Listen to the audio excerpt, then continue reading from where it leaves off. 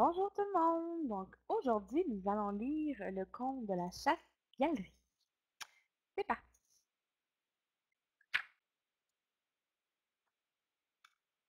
As-tu déjà entendu l'expression courir la chasse-galerie? Rien à voir avec la chasse, tu peux me croire.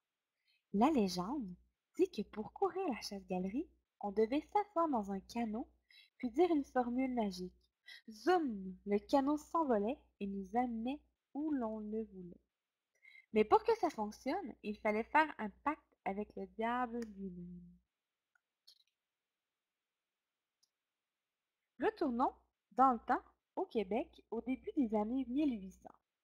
L'hiver, les hommes quittent la maison. Dès la première neige, ils partent vers les camps de bûcherons. Ils ne rentrent qu'au printemps, pas avant. Faire la route prend bien trop de temps. Tout l'hiver, ils travaillent fort, clang, avec leur hache. Ils cognent sans relâche. Boum! Toute la saison froide, ils coupent des arbres. Le jour, les hommes sont très occupés. Mais les soirées sont parfois longues au camp de bûcherons. On s'ennuie de la famille, de la maison. La veille du jour de l'an, Joe dort profondément. Tout d'un coup, il entend: Joe, réveille-toi! C'est Baptiste Durand, l'un des bûcherons du camp. Baptiste insiste: Debout, on va fêter la nouvelle année! Joe, tout endormi, ne comprend rien. Fêter? Où ça? Ici? Non, non, à la maison! Joe proteste. Le village est bien trop loin. Ah, ne t'en fais pas, on sera rentré demain matin. Baptiste sourit. Soudain, Joe comprend. Baptiste veut courir la chasse-galerie. Joe a déjà entendu parler du mystérieux canot volant. Il sait qu'il faut conclure une entente avec le diable. C'est de la magie.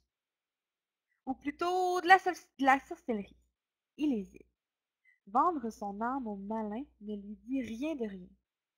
Mais il s'ennuie de sa fiancée. Il aimerait la voir, lui parler. Il l'embrasser. Joe se laisse convaincre. Avec d'autres bûcherons, il sort du camp endormi. Les hommes marchent en silence dans la neige, dans la nuit. Baptiste les guide jusqu'au canot caché dans la forêt. J'ai couru la chasse-galerie 5 ou 6 fois. Tout s'est toujours bien passé. Vous n'avez pas à vous inquiéter, dit-il. Les hommes s'assoient dans le canot. Baptiste rappelle les conseils. N'oubliez pas, il ne faut pas dire de juron de toute la nuit. Aucun gros mot n'est permis. On ne doit pas non plus toucher les clochers des églises, sinon notre âme appartiendra au diable. Tous ont la gorge serrée. Baptiste lance la formule magique d'une voix forte. Acabri, acabra, acabram, fais-nous voyager par-dessus les montagnes. Aussitôt, le canot s'élève dans le ciel. Il file à toute allure. Baptiste guide l'embarcation à travers les toits des maisons. Il évite soigneusement les clochers. Les hommes arrivent déjà au village. Ils sont accueillis comme des rois. En les voyant entrer, tous poussent des cris de joie. Toute la nuit, les bûcherons s'amusent et fêtent l'arrivée de la nouvelle année. Au matin, il est temps de rentrer.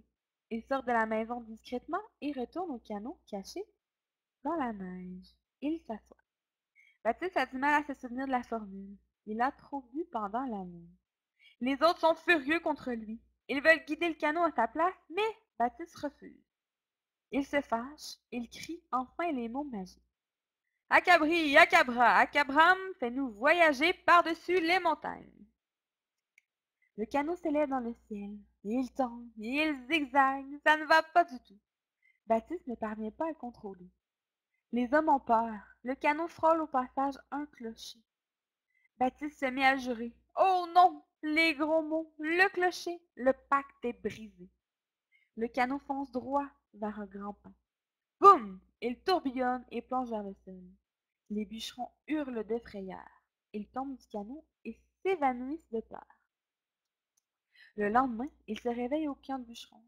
Personne n'y comprend rien. On les a trouvés dans la neige, endormis.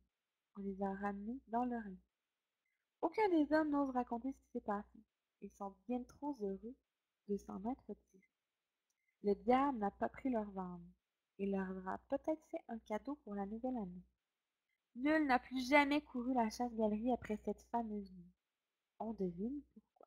Le diable ne fait pas de cadeaux deux fois. Et voilà, c'est ce qui conclut le conte québécois de la chasse galerie.